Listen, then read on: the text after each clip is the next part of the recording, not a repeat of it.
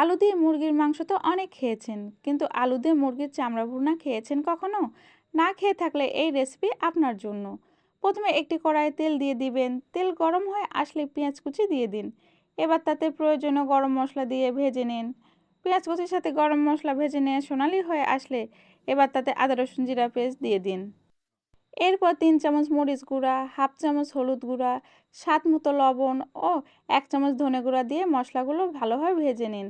মশলা পুড়ে না যায় তার জন্য সামান্য পানি দিয়ে দিন। এরপর দিয়ে দিন মুরগির চামড়া, সাথে গোটা কাঁচা মরিচ ও রসুন কোয়া।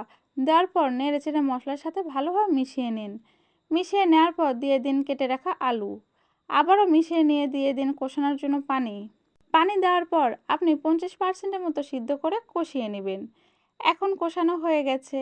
এরপর নেড়েচেড়ে দিয়ে দিন আবারও রান্নার জন্য পানি, এবং এই পানিতেই আরও 50% আপনার রান্নার আলু ও চামড়া সিদ্ধ হয়ে আসবে।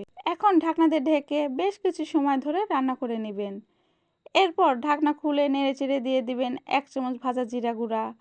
জিরা গুঁড়া দেওয়ার পর আবারও ভালোভাবে মিশিয়ে নেবেন।